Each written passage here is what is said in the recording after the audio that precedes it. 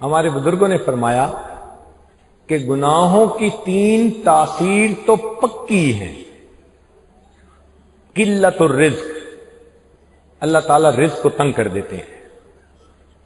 چنانچہ آپ دیکھیں فیکٹریوں والے بھی اگر گناہوں کی لائن پہ لگ جائیں ان کو بھی رزق کی تنگی، کیا 2 کنٹینر ادھر پھنس گئے، اس کی پیمنٹ رک گئی، ادھر سے مال تیار نہیں ہوا، کیش ان ہینڈ ہوتا نہیں، پریشان بیٹھے ہوتے ہیں جی کام کیسے چلائیں۔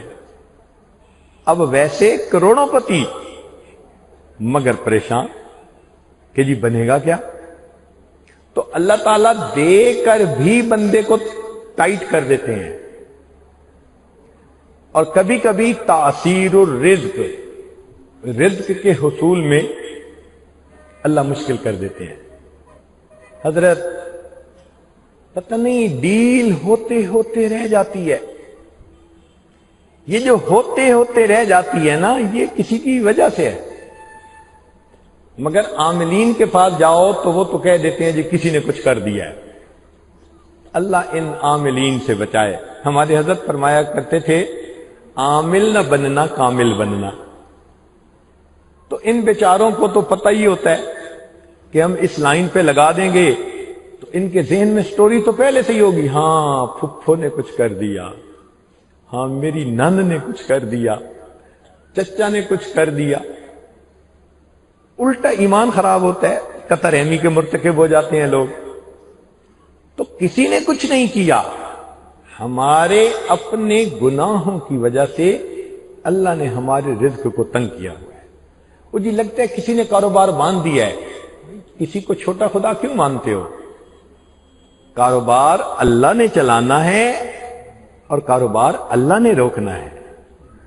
اللہ دینا چاہے ساری مخلوق اکٹھی ہو جائے روک نہیں سکتی، اللہ نہ دینا چاہے ساری مخلوق اکٹھی ہو جائے کچھ دے نہیں سکتی۔ تو اللہ کو اللہ سمجھیے۔ یہ کیا ہوا فلاں نے کاروبار باندھ دیا، فلاں نے رشتہ باندھ دیا، کوئی کچھ نہیں باندھ سکتا۔ ہاں ہم نے اپنے گناہوں کے سبب ان چیزوں کو باندھا ہوتا ہے اور ادھر توجہ نہیں جاتی۔ ہم سچی توبہ کر کے دیکھیں کہ راستے کھلتے ہیں یا نہیں کھلتے۔ ان کا کنفرمیٹری ٹیسٹ، ان عاملین کے جھوٹے ہونے کی علامت یہ کہ یہ بتا تو دیتے ہیں کہ کسی نے کچھ کر دیا، حل نہیں کر سکتے۔ جی میں کر تو رہا ہوں لیکن بڑا زبردست کیا ہوا ہے کسی نے۔ تو بھئی جب تم اس کا حل کر ہی نہیں سکتے تو تمہاری بات کیوں مانے؟ ہاں ہم اس کا حل بتاتے ہیں۔ حل یہ ہے کہ تنہائی کے اندر وضو کر کے 2 رکعت نفل پڑھ لیں، اپنے اللہ سے سلو کر لیں کہ میرے مولا آج تک جتنے گناہ کیے میں سچی توبہ کرتا ہوں، میں آج کے بعد نافرمانی نہیں کروں گا۔